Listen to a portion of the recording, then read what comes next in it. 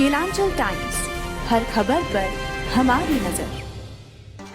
नमस्कार, आप देख रहे हैं केलांचल टाइम्स और मैं हूं आपके साथ सपना ठाकुर। रुक करते हैं आज की बड़ी खबरों की ओर। मानसून सत्र के 8वें दिन सोमवार यानी कि 31 जुलाई को संसद में विपक्ष ने मणिपुर का मुद्दा उठाया। राज्यसभा सभापति जगदीप धनखड़ ने सदन में मणिपुर मुद्दे पर अल्पकालीन चर्चा को मंजूरी दे दी है। दोपहर 2 बजे राज्यसभा में फिर हंगामा हुआ। इसके बाद सदन की कार्रवाई 3:30 बजे तक के लिए स्थगित कर दी गई थी। इसके पहले लोकसभा की कार्रवाई शुरू होते ही हंगामा के चलते 2 बजे तक स्थगित कर दी गई थी। तो वहीं सभापति जगदीप धनखड़ ने कहा कि मेरे ऑफिस ने सदन के कुछ नेताओं को नोटिस भेजा है, कोई रास्ता निकालने के लिए हम 2:45 बजे मिलेंगे। तो वहीं बीजेपी नेता और राज्यसभा सांसद पीयूष गोयल ने कहा कि आज फिर विपक्ष ने चर्चा नहीं होने दिया। आखिर कुछ तो वजह होगी कि वो चर्चा से भाग रहे हैं।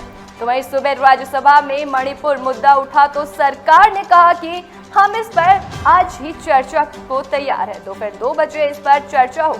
राज्यसभा सांसद पीयूष गोयल ने कहा, पीयूष चर्चा से भाग रहा है, वो सच को सामने नहीं आने दे रहा है। हरियाणा के नूंह में सोमवार को विश्व हिंदू परिषद और मातृशक्ति दुर्गा वाहिनी की तरफ से निकाली जा रही ब्रजमंडल यात्रा के दौरान बवाल हो गया। इस दौरान कई गाड़ियों को आग लगा दी गई, तो वहीं पुलिस पर भी पथराव किया गया। इसमें कुछ लोगों के घायल होने की और एक व्यक्ति की गोली लगने से मौत की खबर भी सामने आई। हालांकि इसकी आधिकारिक पुष्टि अभी तक नहीं की गई है। तो वहीं पुलिस ने इसके अलावा नूंह जिला प्रशासन के आला अधिकारी स्थिति को कंट्रोल करने में लगे हुए हैं। यात्रा नूंह के नलहट शिव मंदिर से फिरोजपुर झिरका की तरफ रवाना हुई थी। जैसे ही ये तिरंगा पार्क के पास पहुंची, वहां एक समूह के लोग पहले से जमा थे। दोनों पक्ष के आमने सामने आते ही उनमें तकरार हो गई। देखते ही देखते पथराव शुरू हो गया। इस वजह से पूरे इलाके में माहौल तनावपूर्ण, नूंह में वातावरण पूरा तनावपूर्ण हालात को देखते हुए साथ ही लोग पथराव और साथ ही बता दें कि इसमें पलवल, फरीदाबाद और रेवाड़ी जिलों में अतिरिक्त पुलिस फोर्स बुलाई गई। विपक्षी पार्टियों का गुट इंडिया 2024 के लोकसभा चुनाव को साधने में जुटा हुआ है। विपक्षी नेता विभिन्न मुद्दों पर साथ आते भी दिख रहे हैं और केंद्र को घेर रहे हैं। इस बीच उत्तर प्रदेश के मुख्यमंत्री योगी आदित्यनाथ ने इंडिया गठबंधन पर निशाना साधा है। सीएम योगी आदित्यनाथ ने एक समाचार एजेंसी को दिए इंटरव्यू में कहा कि इंडिया ग्रुप एक ... ग्रुप है। उन्होंने कहा कि कोई भी अगर चोला बदल ले तो उसको अपने पिछले कर्मों से मुक्ति नहीं मिलती है। योगी ने ज्ञानवापी मामले में 2 टूक जवाब दिया। उन्होंने काशी विश्वनाथ मंदिर पर बोलते हुए कहा, अगर उसे मस्जिद कहेंगे तो फिर विवाद होगा। मुख्यमंत्री ने कहा कि परिसर की दीवारें चिल्ला चिल्ला कर अपना सबूत दे रही हैं। सीएम ने आगे कहा कि त्रिशूल मंदिर के अंदर मिलना क्या दर्शाता है। भारतीय जनता पार्टी ने शनिवार को अपनी राष्ट्रीय कार्यकारिणी का ऐलान किया। 38 नामों की लिस्ट में तारिक मंसूर और अब्दुल्ला कुट्टी पर सबकी नजर ठहरी, क्योंकि इन्हें बीजेपी के नए मुस्लिम चेहरे के तौर पर देखा जा रहा है। पसमानदा मुस्लिम तारिक मंसूर को बीजेपी का राष्ट्रीय उपाध्यक्ष बनाया गया है। तारिक मंसूर मुस्लिम पसमानदा समुदाय से ताल्लुक रखते हैं। वो मई 2017 से अप्रैल 2023 तक अलीगढ़ मुस्लिम विश्वविद्यालय के कुलपति भी रह चुके हैं। उनके कुलपति रहते हुए अलीगढ़ मुस्लिम विश्वविद्यालय में CAA और NRC के खिलाफ प्रदर्शन हुए थे। उस समय पहली बार यूनिवर्सिटी कैंपस के अंदर पुलिस घुस गई थी। इस समय छात्रों के पक्ष में नहीं खड़े होने को लेकर उनकी आलोचना की गई थी।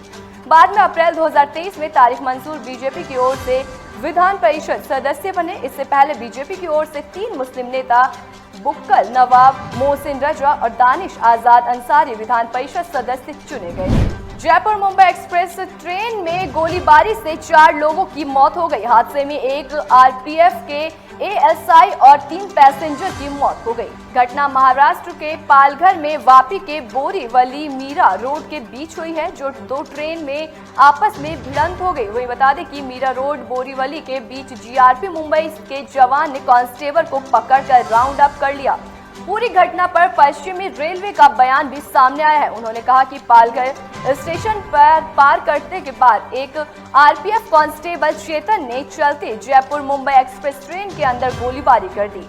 B5 कोच में की गई फायरिंग में RPF एएसआई टीकाराम मीणा और 3 अन्य पैसेंजर को गोली मार दी। इंडिया गठबंधन की तीसरी बैठक से पहले ही विपक्ष में रार देखने को मिल रही है। विपक्ष गुट 25-26 अगस्त को अपनी तीसरी बैठक करने जा रहा है। तो इस बीच एनसीपी प्रमुख शरद पवार प्रधानमंत्री नरेंद्र मोदी से मुलाकात करने वाले हैं।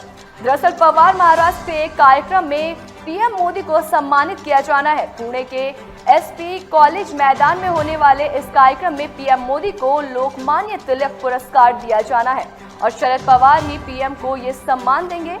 शरद के इस कार्यक्रम में शामिल होने पर कई विपक्षी नेताओं ने इसे गलत बताया और अब उनसे मिलकर उन्हें मनाने की कोशिश करने वाले हैं। एनसीपी की राज्यसभा सांसद वंदना चौहान ने भी पवार के फैसले पर नाराजगी व्यक्त की। उन्होंने कहा, मैं व्यक्तिगत रूप से पवार जी के इस फैसले से नाखुश हूं। उन्होंने एनसीपी प्रमुख से इस कार्यक्रम से दूरी बनाने की भी अपील की है।